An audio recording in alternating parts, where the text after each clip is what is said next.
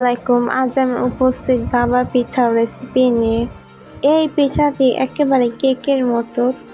খুবই সহজভাবে এই ভাপা পিঠা অল্প সময় বানিয়ে নিতে পারেন বাসায়। অনেকেই ভাপা পিঠা বাসায় বানান না, খুবই ঝামেলা বলে।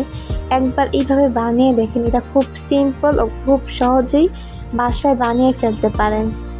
একবার এইভাবে ভাপা পিঠা বানিয়ে দেখেন, খেতে খুবই সুস্বাদু হয়।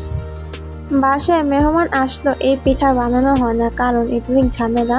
আমরা দোকান থেকে কিনে খাই, কিন্তু বাসায় একবার স্বাস্থ্যকরভাবে বানিয়ে দেখেন। এটা খুবই সহজভাবে আপনাদের আজ আমি শেয়ার করব কিভাবে ভাপা পিঠা বানানো যায়। আর ভাপা পিঠা অনেকে বানালে শক্ত হয়ে যায়। আপনাদের আজ টিপস সহ দেখাবো কিভাবে ভাপা পিঠা বানালে শক্ত হবে না।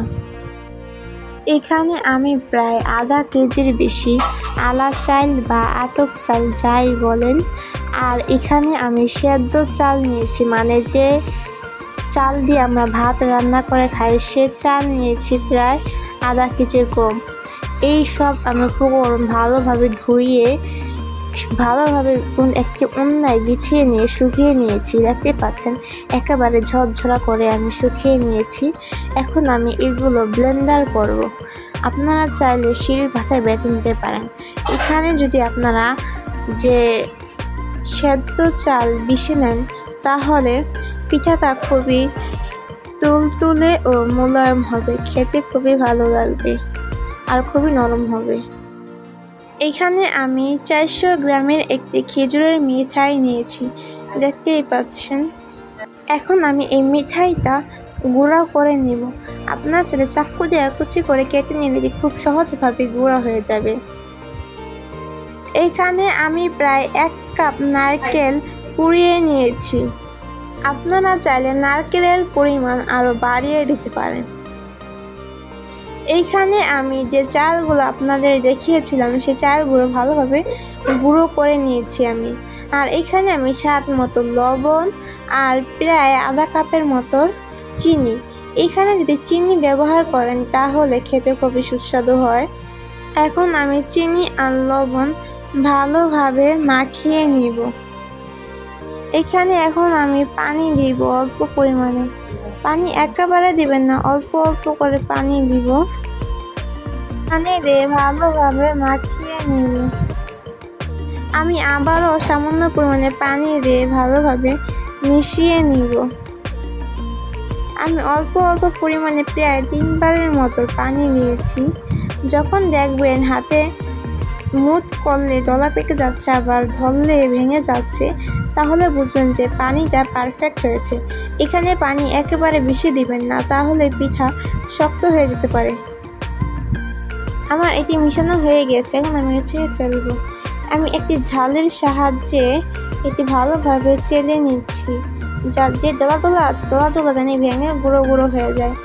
দেখতে পাচ্ছেন যে ছালি নিয়েছি, এরকম ছালি নিয়ে ঝেড়ে নিবেন, তাহলে ভালো হবে। দেখতে পাচ্ছেন দলাগুলো কত সুন্দরভাবে ঝুরঝুরে হয়ে নিচে পড়ছে। একইভাবে বাকি সবগুলোই চেলে নিব। আমার চালা হয়ে গেছে, এখন আমি এটি একপাশে রেখে দিব। আর এখানে আমি একটু আটা নিয়েছি আর পানি নিয়েছি। হালকা একটু পাতলা করে, একেবারে পাতলা না, হালকা একটু পাতলা করে একটি ড্র বানিয়ে নিব। এটি আপনাদেরকে দেখাবো পরে, একটি কাজে লাগবে। দেখতে পারেন কিরকম পরিমাণে আঠালো একটি ড্র করে নিয়েছি। আর এখানে আমি একটি পাতিলে পানি নিয়েছি। আমি যে বাটিতে আমি পিঠাটা বসাবো সে বাটি নিচে যাতে পানি থাকে, বাটির সাথে লেগে থাকলে পানি কমিয়ে নেবেন। আর এখানে আমি একটি মশারির টুকরো নিয়েছি, দেখতে পাচ্ছেন সুন্দরভাবে ধুয়ে আমি নিয়েছি। বাটির উপরে ভালোভাবে বিছিয়ে দেব। বাটির উপর বিছানো হয়ে গেছে। এখন আমি এখানে 1 মুঠ চালের গুঁড়ো নিব। চালের গুঁড়ো দিয়ে অল্প একটু রিয়াল দিব। দেখতে পাচ্ছেন আমি হাত দিয়ে ছড়িয়ে দিচ্ছি। এখন এখানে কোনো জাতা দিচ্ছি না, জাতা দিলে কেকটা নরম তুলতুলে হবে না, শক্ত হয়ে যাবে। আমি যেভাবে করছি ঠিক একইভাবে করবেন। আর এখানে আমি যে মিঠাই দেখিয়েছিলাম সেই মিঠাইগুলো দিয়ে দেব। এখানে আমি অল্প পরিমাণে মিঠাই দিয়ে দিচ্ছি। মিঠাই দিয়ে আমি হাত দিয়ে ছড়িয়ে দিচ্ছি। মিঠাইগুলো আমি ভালোভাবে ছড়িয়ে দিচ্ছি, আমি সব জায়গায় মিঠাইগুলো পাই। এখন আমি নারকেল দিচ্ছি, যে নারকেল কুড়িয়ে রেখেছি আমি ভালোভাবে দিয়ে ছড়িয়ে দিব নারকেলগুলো। এখন আমি আবারও চালের গুঁড়ো দিয়ে দিচ্ছি। দেখতে পাচ্ছেন আমি কিভাবে চালের গুঁড়ো, নারকেল, মিঠাই দিচ্ছি। একইভাবে আপনারাও দিবেন। এখন আমি হাত দিয়ে একটু ছড়িয়ে দিচ্ছি আলতো হাতে। এটি করবেন আলতো হাতে, যেন এখানে কোনো চাপ না সৃষ্টি হয়। আবারও আমি এখানে মিঠাই দিচ্ছি, একইভাবে ছড়িয়ে দিব। এখন আবারও আমি একইভাবে নারকেল দিচ্ছি। আপনারা একটু ধৈর্য করে দেখবেন।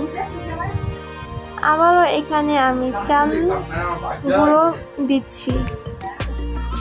এখানে আমি প্রায় 4টি রিয়াল করেছি। আপনারা চাইলে আরো বাড়িয়ে বা কমিয়ে নিতে পারেন। একইভাবে আমি ছড়িয়ে নিব। এখানে আমি আগেও বলছি, এখনো বলছি, আপনারা কোনো চাপ দিয়ে করবেন না। এখন আমি আবার একইভাবে মিঠাইগুলো দিয়ে দিব। এখন আমি নারকেল কোড়ানো দিয়ে দিব। একইভাবে দিয়ে আমি ছড়িয়ে দিব। এই ভিডিওটা একটু ধৈর্য সহকারে দেখলে আপনারা পারবেন পিঠাটা বানিয়ে ফেলতে। এখন আমি একইভাবে আবারও চালের গুঁড়ো দিয়ে দিব।